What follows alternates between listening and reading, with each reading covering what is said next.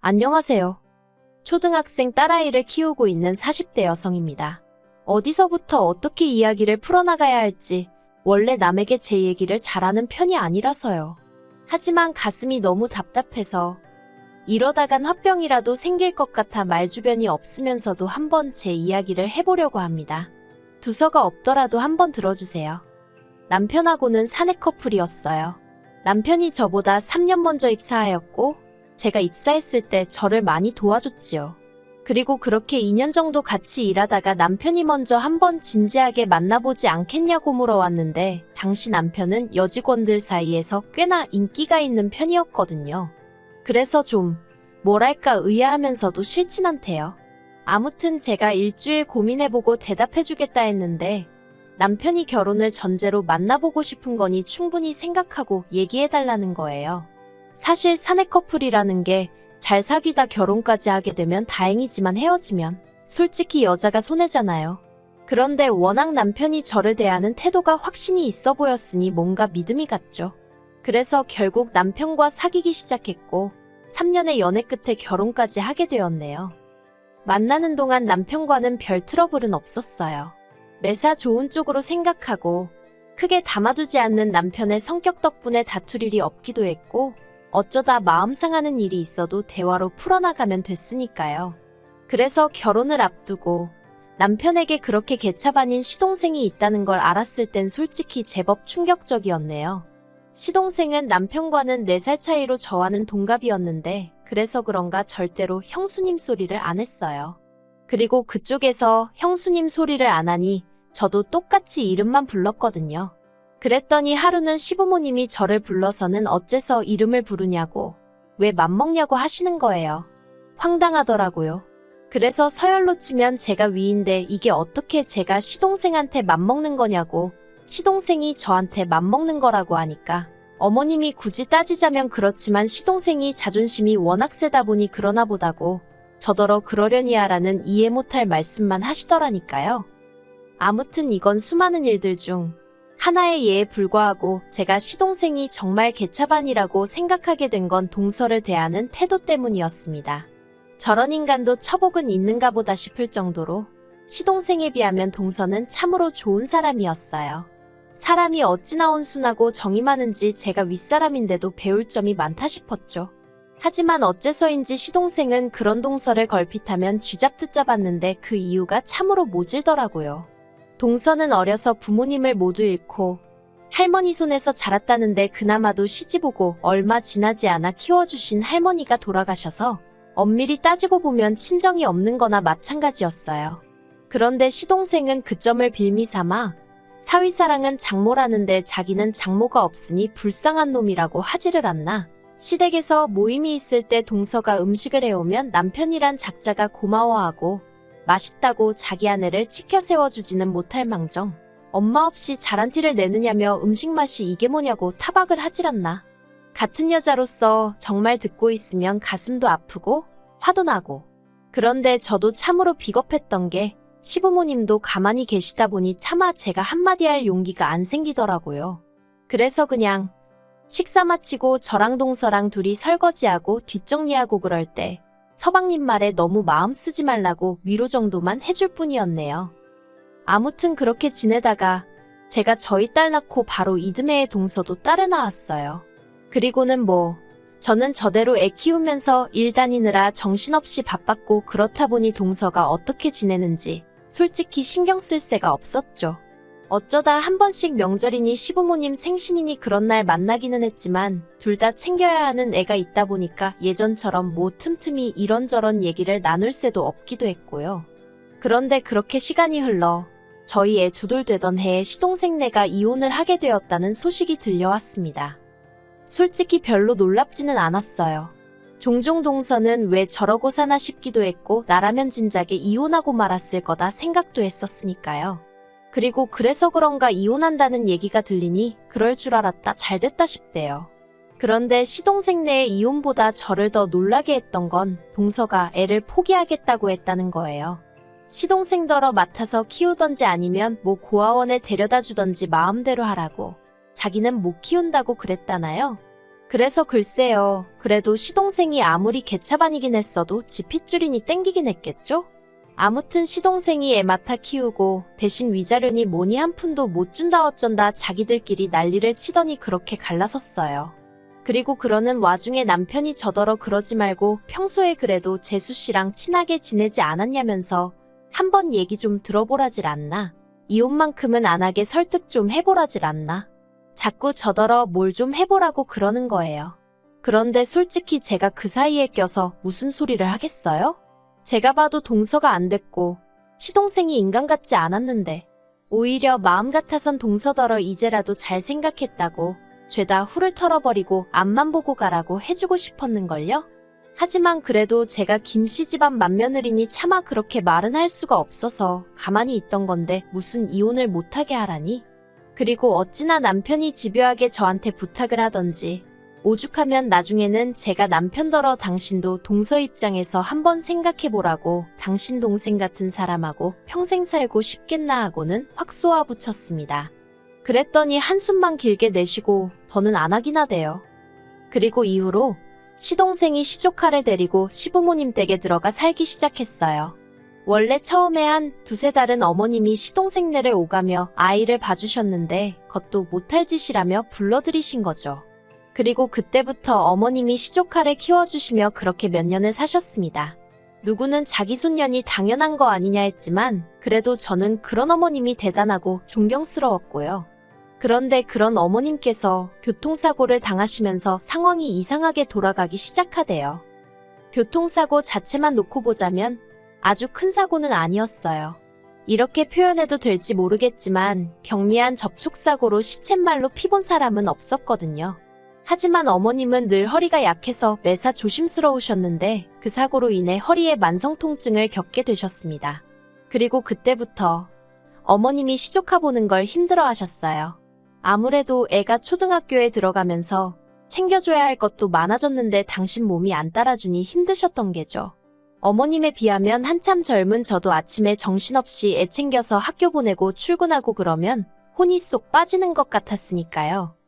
한편 그 무렵 제가 일하는 부서가 개편이 되면서 애엄마 입장으로는 운 좋게 재택으로 근무를 할 수 있게 되었습니다.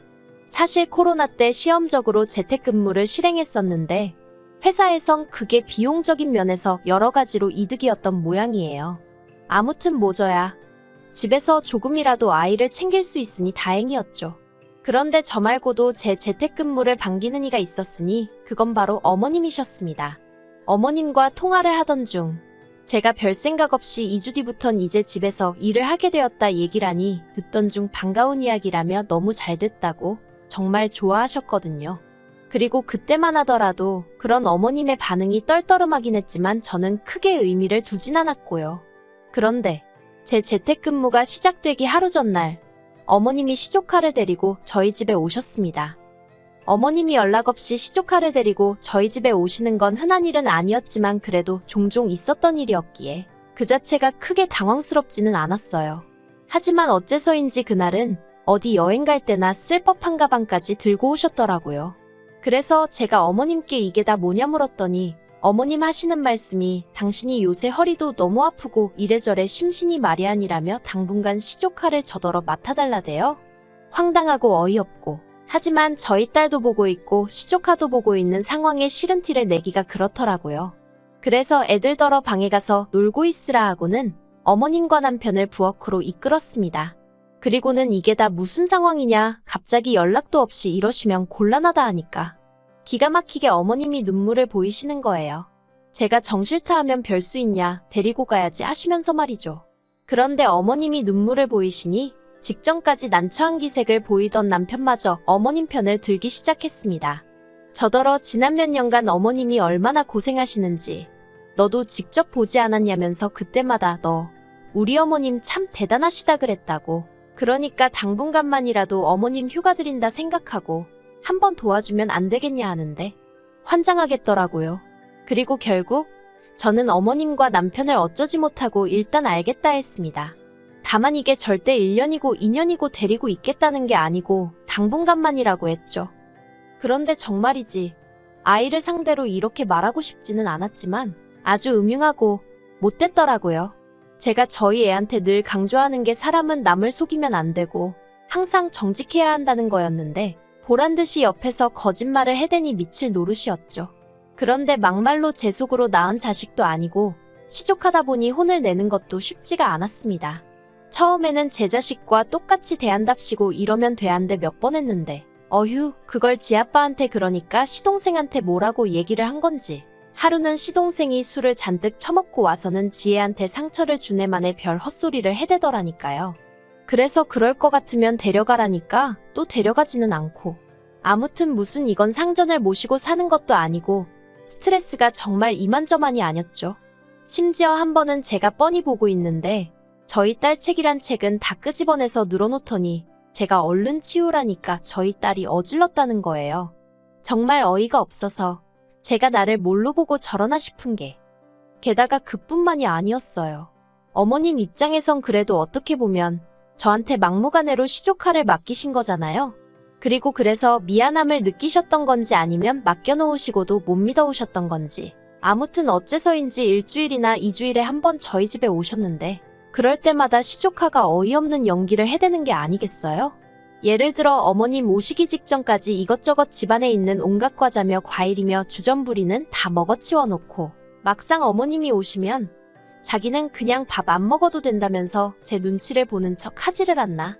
그러면 어머님은 이제 제가 애한테 먹는 걸로 평소에 눈치를 주는 거냐 하시며 가뜩이나 엄마도 없는 애한테 그러지 말라 하시고 그럼 저는 저대로 억울하니까 그런 게 아니라고 말씀을 드리면 어머님은 또다시 어린애를 상대로 너무 그러지 말라고 하시니 정말이지 이건 당해보지 않은 사람은 모를 거예요. 정말 진짜 제 속을 까뒤집어 보여드릴 수만 있다면 그러고 싶은 심정이었으니까요. 그리고 결국 3개월쯤 되었을 때 저는 없던 신경성 위궤양으로 피까지 토하게 되었고 더는 이렇게는 못 살겠다 싶더라고요. 그래서 시부모님과 시동생더러 당장에 애 데려가라 했습니다. 그리고는 병원 진단서까지 꺼내보이니 기껏 한다는 말이 너는 왜 이렇게 애가 예민하니 어쩌니 애 하나 휘어잡질 못하니 어휴 그래도 뭐 결국엔 데려갔어요. 그래서 이제 다 끝났다. 난 자유다. 속으로 쾌재를 외쳤죠. 그런데 몇 달이 흘러 올해 초였습니다. 사실 저를 제외한 제 모든 친정 식구들은 미국에 있어요. 저도 학창 시절을 미국에서 보냈기 때문에 시민권이 있고요.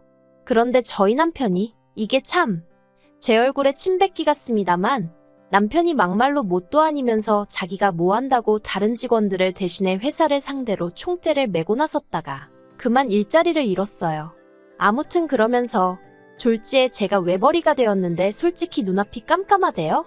남편이나 저나 일하는 업계가 워낙 인맥을 중요시하고 입소문이 빠른 곳이다 보니 이직이 쉽지 않을 건 보나마나 뻔한 일이었으니까요. 그런데 이 얘기를 친정부모님께 하니 그러면 이참에 미국으로 너희도 들어와 하시는 겁니다. 와서 친정가족들이 하는 사업같이 하면서 여기에서 정착하면 되지 않냐고요. 그리고 솔직히 저로서는 그 제안이 싫지 않았어요. 아니, 오히려 어두운 터널에서 한 줄기 희망을 보는 기분이었달까요? 게다가 이야기를 전해들은 남편도 가타부타 따지는 것 없이 좋다 했으니 아, 역시 죽으라는 법은 없구나 싶었죠. 그런데 이 이야기를 전해들으신 어머님께서 또 다시 무리한 부탁을 해오셨습니다. 시조카도 데려가라고요. 그리고 저는 이미 한번 호되게 당한 경험이 있으니 대번에 싫다고 거절했습니다. 어디 한두 달 놀러 가는 게 아니라 아예 정착해서 살 건데 시조카를 어떻게 데려가냐고 말도 안 된다고 했죠. 그랬더니 이번엔 시동생이 한다는 말이 자기가 실은 사귀는 여자가 생겼는데 그 여자는 이혼남은 괜찮지만 애는 못 키운다 한다면서 그렇다고 언제까지 나이 드신 어머님께 자식을 맡길 수도 없지 않냐며 여러 사람 살리는 셈치고 저더러 좀 도와달라대요. 그리고는 저희 딸은 미국에 가면 영어도 잘하게 되고 얼마나 좋겠냐며 자기 딸도 그 기회를 갖게 도와달라고요. 같은 부모로서 조금이라도 나은 환경에 애를 보내고 싶은 시동생 마음을 이해 못할 것은 아니었지만 그렇다고 해도 이건 뭐 얄팍한 동정심과 이해로 결정할 일이 아니었어요. 그래서 그 마음 이해는 하지만 안 된다 했습니다. 그런데 그랬더니 이제 아버님까지 등판을 하셔서는 너 하나만 참으면 나이 먹은 노인네들 숨 좀 돌리고 살 수 있고 불쌍한 네 시동생도 가정 꾸리고 지역마냥 살 수 있을 거고 엄마 없는 불쌍한 아영이도 기 좀 펴고 살게 될 거 아니냐며 어째서 맏며느리씩이나 되는 애가 그렇게 속이 좁냐고 화를 내시는 거예요. 그리고 다른 누구보다도 남편까지 이번 한 번만 어쩌고 하는데 이건 뭐 다들 나를 말려 죽이려고 작정을 했나 싶더라니까요. 그래서 남편더러 당신은 따라오지 말라고 했습니다. 그렇게 시동생하고 어머님이 불쌍해 죽겠으면 당신이 여기 남아서 시조카 키워주라고 했어요. 나는 내 딸만 데리고 미국에 가겠다고 했죠. 그랬더니 남편이 어떻게 자기가 시조카를 돌보냐며 펄쩍펄쩍 뛰었습니다. 그게 말이 되냐면서요. 아니 큰엄마가 시조카를 보는 건 말이 되고 큰아빠는 왜 안 되냐고 했습니다. 막말로 당신하곤 피라도 좀 섞였지만 나는 생판남인데 왜 나는 되고 당신은 안 되냐고 그랬죠. 그러자 남편이 하는 말이 당신은 여자고 나는 남자잖아 하는데 웃기대요. 애 키우는데 여자 남자가 어디냔 말이죠. 그래서 됐다고 말 같지 않은 소리는 할 것도 없다고 그냥 여기 남아서 시족 하나 키우라 했네요. 그리고 제가 본격적으로 딸 데리고 미국 갈 준비를 시작했어요. 학교 등록해야 하니까 서류도 떼고 뭐 이것저것 생각보다 챙겨야 할 게 많았거든요. 그런데 남편에 관해서는 정말 두고 갈 마음이었으니까 아무것도 뭐 제가 찾아보질 않았더니 한 일주일 지나니까 남편이 정말 자기를 두고 갈 거냐면서 슬슬 제 눈치를 살피더니 열흘쯤 됐을 때는 자기가 생각이 짧았다면서 그냥 우리 가족만 가면 된다고 저한테 들러붙기 시작하는 거예요. 그렇지만 이렇게 어설프게 넘어갔다가는 막말로 미국 도착하고 얼마 안 돼서 또 시조카 데려오네 어쩌네 하고 헛소리라도 하면 어쩌나 싶더라고요. 그래서 그냥 남편이 애걸복걸을 하는데도 모른 척하고 딸하고 제 티켓만 끊어서 미국에 왔네요. 그랬더니 이제 남편이 어떻게 이럴 수가 있냐는데 솔직히 이 일로 이혼까지 생각하는 건 아니에요. 다만 제가 마음만 먹으면 남편도 버릴 수 있는 모진엑스라는 걸 이참에 알려주려는 거죠. 남편이 풍기는 뉘앙스가 시부모님이랑 시동생이랑 저를 어지간히 욕하고 그런다는데 잘됐다 싶어요. 이참에 아주 그냥 희대의 나쁜 엑스로 눈밖에 나면 그때 못 이기는 척 남편도 여기로 불러들일 생각입니다. 그러면 뭐 그쪽에서도 시쳇말로 저한테 시조카 좀 어떻게 비벼보려는 생각은 안 하겠죠. 어휴, 저는 그저 우리 세 식구 어디서든 잘 자리 잡아 살고 싶은 마음뿐이었는데 진짜 뭐 하나 쉬운 일이 없네요.